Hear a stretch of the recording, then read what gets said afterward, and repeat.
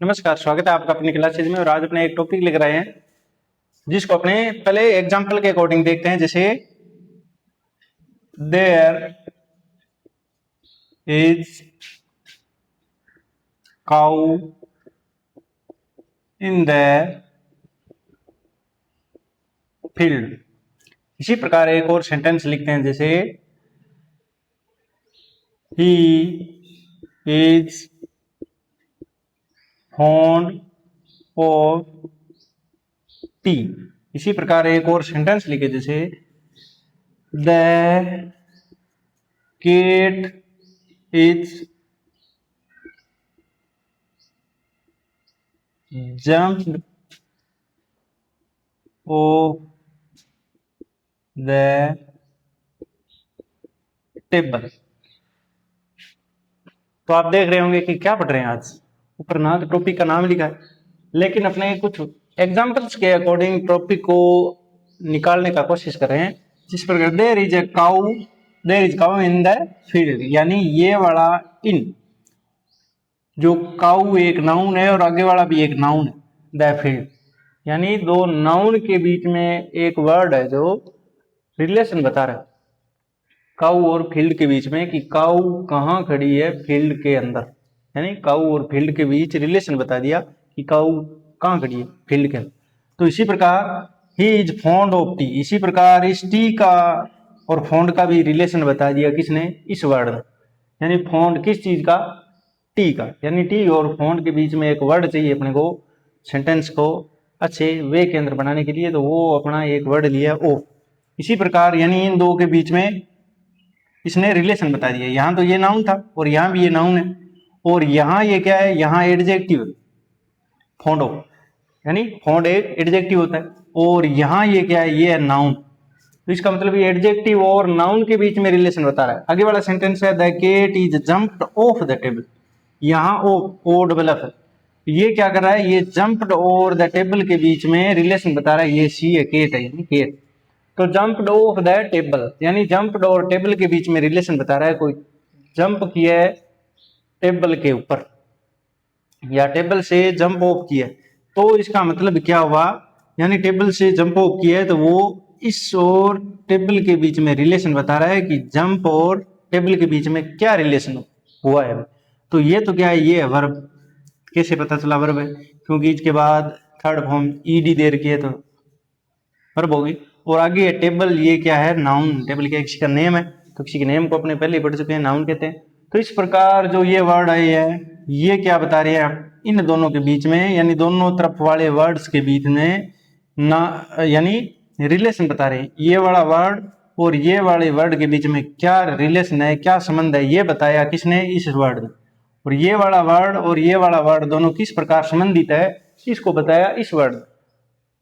और एक बात ये, इनके पहले तो देखो यहाँ नाउन आई, यहाँ एडजेक्टिव आई, यहाँ वर्ब आई, और कुछ और भी एडवर्ब भी आ सकती है, कुछ भी आ सकती है, लेकिन इनके बाद में देखो एक ही वर्ड आया, क्या है, नाउन नाउन नाउन। इस प्रकार ये जो वर्ड होते हैं रिलेशन बताने के लिए, उन वर्ड्स को, जो छोटे छोटे वर्ड्स दे रखे हैं, इन ओ डबल एफ, इस प्रकार के वर्ड्स को बोलते हैं प्रीपोजिशन। प्रीपोजिशन, इसका मतलब अपने कौन सा टॉपिक पढ़ रहे हैं, प्रीपोजिशन पढ़ रहे हैं। और प्रीपोजिशन का मतलब क्या होता है, प्री प्लस पोजिशन, यानी प्री मानी पहले, यानी बिफोर द वर्ड्स, पोजिशन मानी स्थिति, यानी कहाँ कोई वर्ड किस स्थान पर है, यानी बिफोर द प्लेस, यानी इसका मतलब तो हो गया बिफोर, और इसका मतलब प्लेस, यानी प्लेस कोई वर्ड है जो किस से पहले प्लेस्ड किया गया है, यानी इसी को बताने के लिए अपने को क्या चाहिए, ये वर्ड चाहिए। तो अपने को बिफोर प्लेस्ड, किस से बिफोर, कोई वर्ड, क्या वर्ड बिफोर, यानी कोई वर्ड है वो बिफोर प्लेस, यानी कोई वर्ड है जो किसी से पहले आया है। यानी ये देखो, ये किसके पहले आया है, ये इसके पहले है, ये इसके पहले है, और ये इसके पहले है। इसका मतलब ये नाउन के पहले है, यानी ये नाउन और प्रोनाउन दोनों ही हो सकते हैं। इसका मतलब ये किसके पहले आए, उसे क्या कहते हैं, प्रीपोजिशन। यानी नाउन या प्रोनाउन के पहले आए, नाउन या यहाँ प्रोनाउन भी आ सकती है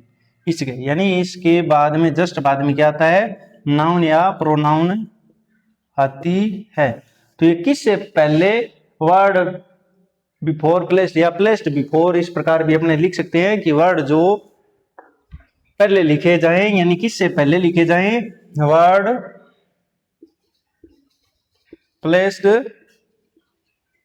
बिफोर नाउन और प्रोनाउन के पहले लिखे जाएं, उन्हें क्या बोलते हैं, प्री प्लस पोजीशन। किससे पहले पोजीशन है, यानी किससे पहले स्थित है, ये है इस वर्ड से, और ये इस जगह कौन कौन आ सकते हैं, या तो नाउन आ सकता है या क्या आ सकता है, प्रोनाउन।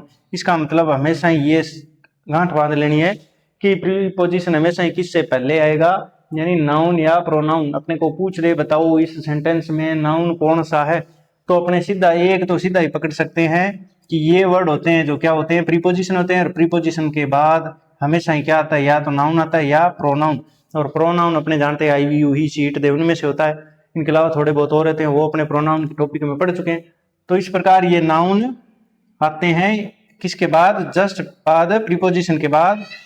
और प्रीपोजिशन किससे पहले आता है, यानी ये किससे पहले है, ये इससे पहले आया है, यानी ये आप खुद तो आता है नाउन के पहले, और नाउन क्या आता है इसके बाद, जस्ट बाद नाउन आता है। और ये किस भूमिका में आते हैं, यानी ये आता है ऑब्जेक्ट की भूमिका में, ऑब्जेक्टिव केस में आता है ये वर्ड। यानी हमेशा ही प्रीपोजिशन के बाद जो नाउन आता है वो ऑब्जेक्ट होता है, और ऑब्जेक्ट किसका होता है, इस प्रीपोजिशन का, यानी ये हमेशा ही ऑब्जेक्ट होता है ये वाला, यानी ऑब्जेक्टिव केस के अंदर। प्रीपोजिशन के बाद में जो नाउन या प्रोनाउन आता है वो ऑब्जेक्ट होता है, क्योंकि इसका यानी प्रीपोजिशन का, क्योंकि ये किसके पहले स्थित होते हैं, प्री प्लस पोजीशन किसके पहले, नाउन या प्रोनाउन के, और किसी के पहले है, इसका मतलब वो बाद में है, तो वो ऑब्जेक्टिव केस में हो गया, ये ऑब्जेक्ट होता है। यानी ये हमेशा ही प्रीपोजिशन किससे पहले आते हैं, नाउन या प्रोनाउन से। तो अपने को क्या सिद्ध हो गया कि इसकी परिभाषा भी अपने लिखना चाहें तो क्या होती है, प्री प्लस पोजीशन। इसका मतलब क्या हुआ, ये हमेशा ही किसी के पहले ही आते हैं, और वो पहले कौन सा वर्ड होता है जिसके पहले आते हैं, यानी वो क्या होते हैं, या तो नाउन हो सकती है, और क्या हो सकती है, या प्रोनाउन। ये नाउन और प्रोनाउन ही क्यों हो सकती है भाई, क्योंकि अपने पहले भी पढ़ चुके हैं, कोई भी सेंटेंस का या कोई भी फ्रेज का सब्जेक्ट या ऑब्जेक्ट सिर्फ और सिर्फ क्या बन सकता है, या तो नाउन बन सकता है सब्जेक्ट, और या बन सकता है प्रोनाउन। और ऑब्जेक्ट भी कौन बन सकता है, या तो सिर्फ नाउन या प्रोनाउन। तो अपने इसकी परिभाषा लिखे हैं तो कैसे होगी, प्री प्लस पोजीशन। अपने किताब की भाषा नहीं लिखें, प्री प्लस पोजीशन का मतलब प्लेस्ड बिफोर द वर्ड, यानी प्रीपोजिशन का मतलब क्या हो गया, ये इतनी परिभाषा लिख लेते हैं, the word that placed before that place before noun और प्रोनाउन, यानी इसके बाद जस्ट बाद नाउन या प्रोनाउन आना ही आना है। जैसे अभी अपने सेंटेंस लिखा था, जैसे there is a cow in the field. इसका मतलब ये वाला वर्ड क्या है, प्रीपोजिशन है, प्री प्लस पोजीशन किससे, प्री यानी इस द फील्ड से बिफोर, यानी इससे पहले इसकी पोजीशन है, इसलिए इसको बोल दिया प्री प्लस पोजीशन, यानी पहले पोजीशन किससे, नाउन या प्रोनाउन से पहले स्थित है, इसलिए इसको प्री प्लस पोजीशन इंग्लिश में बोल दिया।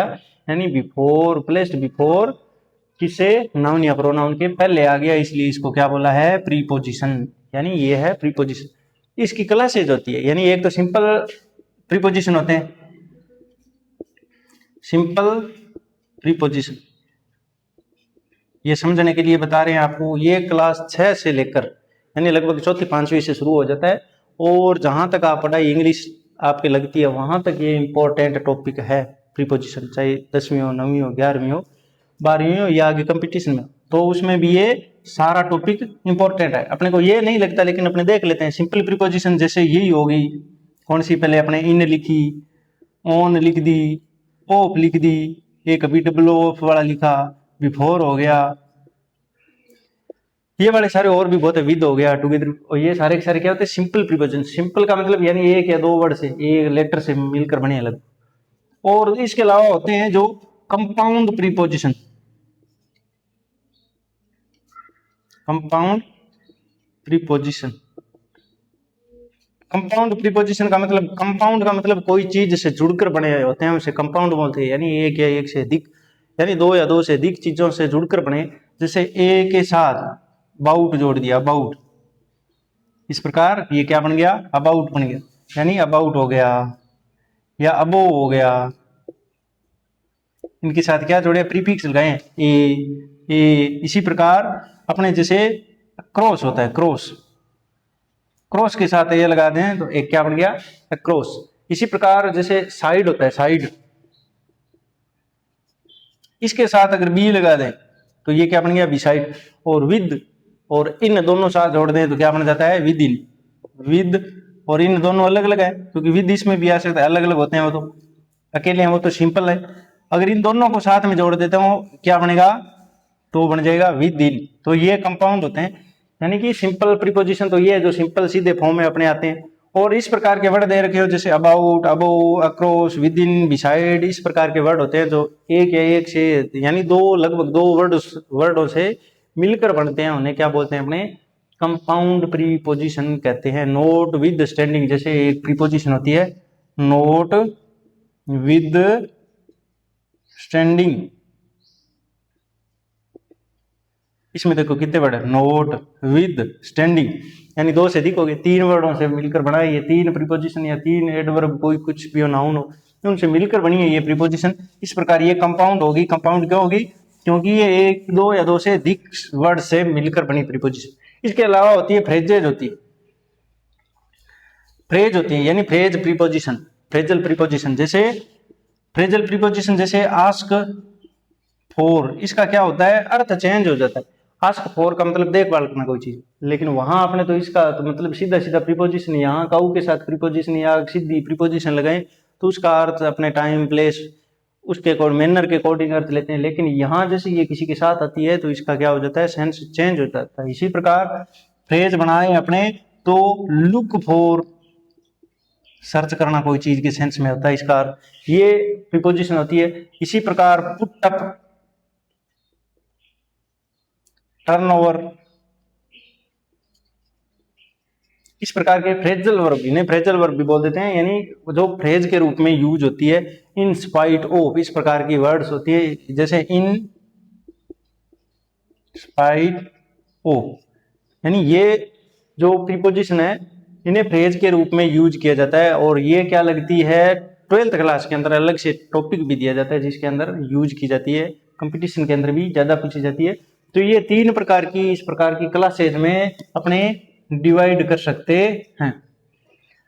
तो ये तो तीन टाइप की, यानी सिंपल होती है, कंपाउंड होती है और फ्रेज के रूप में होती है, फ्रेजल प्रीपोजिशन होती है।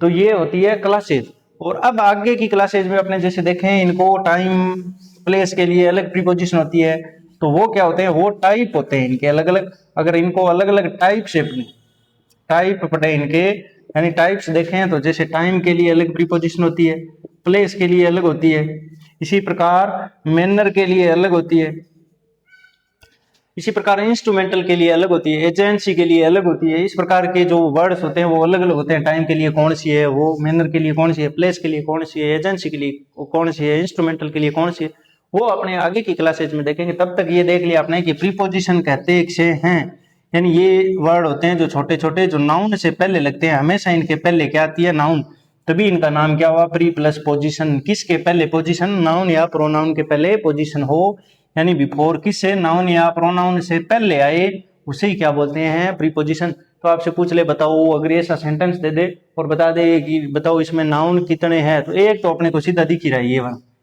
क्यों क्यों है ये नाउन, क्योंकि इसके बाद पहले क्या आ गई, प्रीपोजिशन आ गई, और प्रीपोजिशन के बाद क्या आता है, या तो नाउन आती है या प्रोनाउन, तो ये नाउन है।